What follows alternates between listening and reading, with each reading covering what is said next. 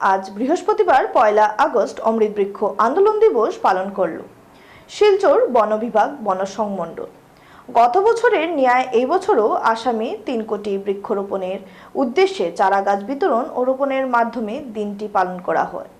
বিভিন্ন স্কুলের ছাত্রছাত্রী, স্বেচ্ছাসেবী ও আত্মসহায়ক গোষ্ঠীর সদস্যদের হাতে চারা তুলে দেন শিলচরের বিধায়ক দীপায়ন চক্রবর্তী, লক্ষ্মীপুরের বিধায়ক কৌশিক রায়, উধারবন্দের বিধায়ক মিহির কান্তি সোম, এপিডিসিএল এর ডিরেক্টর নিত্যভূষণ দে, কাছাড় জেলা শাসক রোহন কুমার ঝা, পুলিশ সুপার নুমল মহত্ত, বন বিভাগের অন্যান্য পদস্থ আধিকারিক সহ 2 জন অতিরিক্ত জেলা আয়ুক্ত। বৈশ্বিক উষ্ণতা থেকে বাঁচার জন্য সবাইকে বৃক্ষরোপণের আহ্বানও জানানো হয়। বক্তব্য রাখতে গিয়ে বক্তারা বলেন, আসাম সরকার ও আসামের মুখ্যমন্ত্রী হেমন্ত বিশ্ব শর্মার ব্যবস্থাপনায় শিলচরে অমৃত বৃক্ষ আন্দোলন কার্যসূচি হাতে নেওয়া হয়েছে। 15 আগস্টের মধ্যে কাছাড় জেলায় 1,12,000 বৃক্ষরোপণের কার্যসূচি হাতে নেওয়া হয়েছে।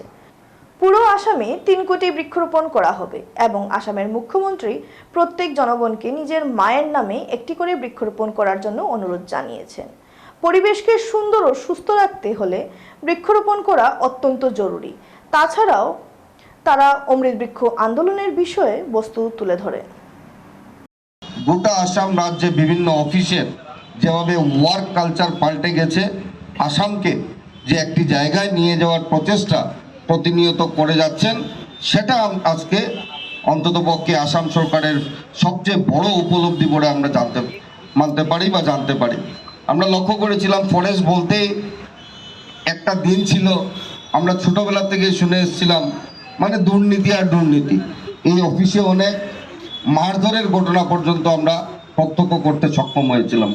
কিন্তু আজকে আমরা লক্ষ্য করছি যে একটা পরিবেশ, সুন্দর পরিবেশ দেওয়ার লক্ষ্যে আসামের মাননীয় মুখ্যমন্ত্রীর নেতৃত্বে লক্ষ লক্ষ বৃক্ষ রোপণ করে, বৃক্ষ না কেটে, বৃক্ষ পাচার না করে, বৃক্ষকে কেটে চুরি না করে, বৃক্ষ রোপণ করে আজকে আসামের একটা সুন্দর পরিবেশ তৈরি করার জন্য এই অফিস কাজ করে যাচ্ছে, যার জন্য আপনাদের সকলের প্রতি আমি গভীর শ্রদ্ধা নিবেদন করছি।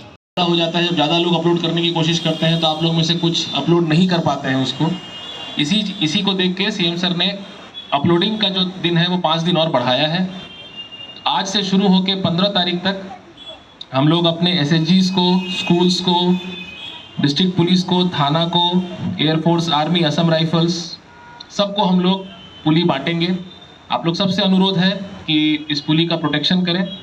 और इस बार जो एक नया चीज़ जो सीएम सर ने बोला वो ये बोला कि लास्ट ईयर हम लोगों ने सारे इंस्टीट्यूशंस को दिया था, हमने सारे सरकारी अनुष्ठानों को दिया, एसएचजीज को दिया। इस बार अगर कोई भी एनजीओ या फिर कोई भी प्राइवेट बॉडी जो इंटरेस्टेड है पेड़ लगाने में, तो वो भी आगे बढ़ के आ सकते हैं। इस बार का और पिछले बार का चेंज यही होगा कि इस बार हम लोग ज़्यादा नॉन गवर्नमेंट ऑर्गेनाइजेशंस को इसमें इंक्लूड करना चाहते हैं। इन्होंने जो डायरेक्शन दिया था, लास्ट ईयर हम लोगों ने अमृत वृक्ष आंदोलन 2023 किया था, तो इस बार उसका सेकेंड ईयर है अमृत वृक्ष आंदोलन 2024।